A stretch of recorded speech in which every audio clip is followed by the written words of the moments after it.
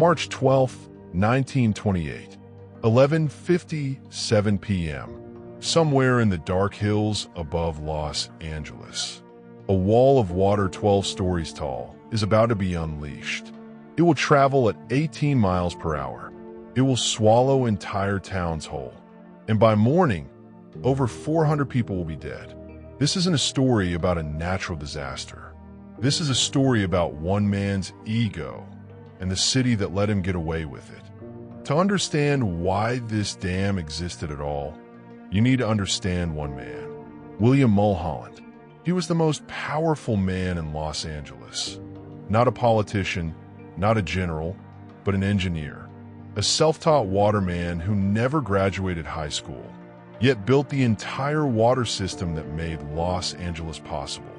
He was celebrated like a god. Streets were named after him. The famous Mulholland Drive, that winding road in the Hollywood Hills, that's his name, still there today. But power has a way of making men feel invincible.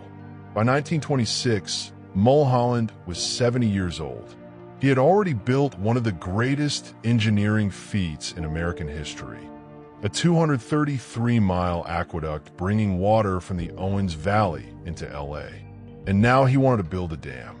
Not just any dam, the St. Francis Dam, a concrete gravity dam sitting 185 feet tall, holding back 38,000 acre-feet of water, enough to flood the entire city of San Francisco. And he personally supervised every inch of its construction. There was just one problem. Nobody questioned him. Here's where it gets disturbing. The St. Francis Dam was completed in May 1926, but from the very beginning, people were worried. The dam sat on a geological fault line, something Mulholland's team either missed or ignored. The rock on one side of the canyon was a crumbling, water-absorbing schist. The other side, ancient landslide debris, barely stable. A geology professor from Stanford literally warned the city. He said the site was dangerous. Mulholland dismissed him. Then the dam started leaking. Not small leaks, cracks, seeps of brown muddy water. The kind of water that means the dam is eroding from the inside. On March 12, 1928, the day of the disaster, a local maintenance worker named Tony Harnischfeger noticed the leaks had gotten dramatically worse.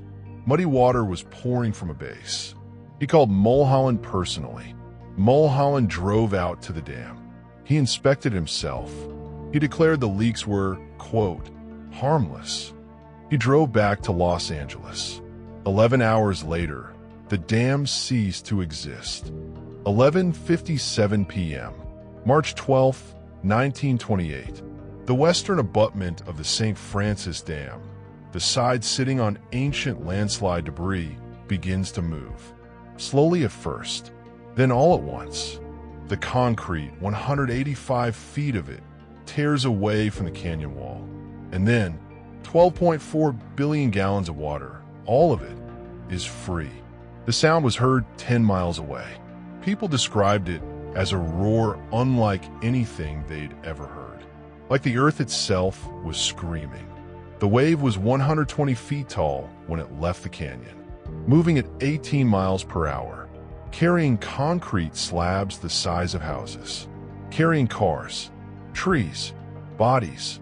The first town it hit was Castaic Junction, gone in minutes. Then Fillmore, then Santa Paula, then Ventura. Town after town swallowed by a wall of darkness and water and death. By the time the flood reached the Pacific Ocean, 54 miles away, it had been traveling for 5.5 hours. It left a path of destruction 1 mile wide and 54 miles long. Let me tell you who died that night. Tony Harnischfeger, the maintenance worker who called Mulholland, the man who noticed the leaks.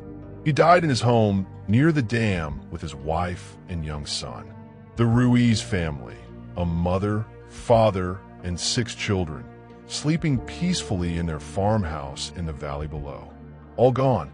There were roughly 200 migrant workers camped along the Santa Clara River. mostly Mexican and Filipino laborers who had been hired for farming work. Almost all of them died. Their bodies were carried out to sea. Many were never found. Many were never counted. The official death toll was 431, but historians believe the real number was higher because the migrant workers were not properly recorded. Some of the bodies weren't recovered for weeks. One body was found 200 miles away in the Mexican state of Baja California.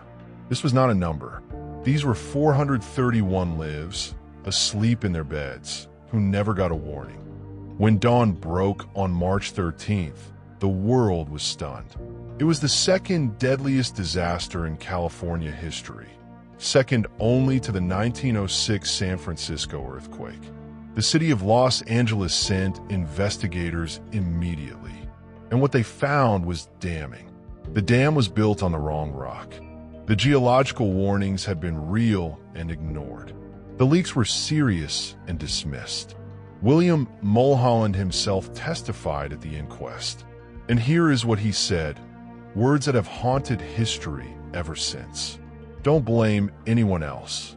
You just fasten it on me. If there was an error in human judgment, I was the human.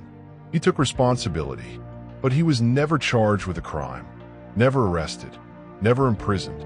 The city of Los Angeles quietly settled lawsuits with victims' families for millions of dollars, but with no admission of guilt. Mulholland retired shortly after. He died in 1935, 7 years after the disaster. Some say the collapse destroyed him from the inside. He reportedly suffered from depression and near-complete silence in his final years. But the 431 people in the Santa Clara Valley never got justice. Not really. There's one more layer to this story that almost nobody talks about. The migrant workers. In 1928, the Santa Clara Valley was full of Mexican and Filipino laborers, seasonal farm workers who lived in riverside camps. When investigators counted the dead, many of these men were not registered anywhere. No names, no records, no families notified.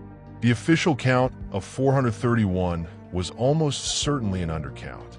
It wasn't until decades later that researchers began to piece together how many migrant workers actually died. Their names were never on the memorial. Their families in Mexico and the Philippines never received compensation. This is the part of the story that historians call the invisible dead of the St. Francis Dam. And it's a reminder that in 1928, and honestly, many years after, some lives were counted and some lives were not. So, did anything actually change? Yes, eventually. The St. Francis Dam disaster was the event that forced California to create dam safety laws. Before 1928, any engineer could build a dam with almost no outside review. After the collapse, California established the Division of Safety of Dams, one of the first dam safety programs in the entire world. Today, every major dam in California must be inspected regularly by independent engineers. Geological surveys are now mandatory. No single man can approve his own dam. In that sense, the 431 people who died didn't die for nothing. Their deaths changed engineering standards not just in California, but across the entire United States. The concrete slabs from the St. Francis Dam still sit in the canyon today. You can visit them. Massive gray blocks of concrete, some as tall as a house, scattered across the hillside like broken teeth. A reminder of what happens when power goes unchecked. Here's what I want you to think about. In 1928, one man built a dam that killed 400 people. He was celebrated before it collapsed. He was never punished after. How many times in history have we seen this same story? One powerful person, unchecked authority, ignored warnings, mass death, and then quiet settlements. No real accountability. The Titanic. The ship's designers were warned lifeboats were inadequate. Ignored. The Space Shuttle Challenger. Engineers warned about the O-rings in cold weather. Ignored. The 2008 financial crisis. Analysts warned the housing market was a bubble. Ignored. It's almost never the disaster itself that kills people. It's the decision, made by someone with power, to ignore the warning. William Mulholland stood at that dam on March 12th. He looked at the leaks. He could have opened the gates and slowly drained it. He would have been embarrassed, maybe fired. Instead, 431 people died. That's the real lesson of the St. Francis Dam. 431 people, asleep in their beds, in the shadow of a dam that one man refused to question. Their names deserve to be remembered. Their story deserves to be told. If this video taught you something you didn't know before, hit that like button. It genuinely helps more people find this channel and find these forgotten stories. And if you want to know about the other disasters, cover-ups, and forgotten histories that shaped California and the world, subscribe to Warborn History. Because history isn't just about battles and kings. Sometimes the most important battles are the ones fought against the worst instincts of powerful men. I'll see you in the next one.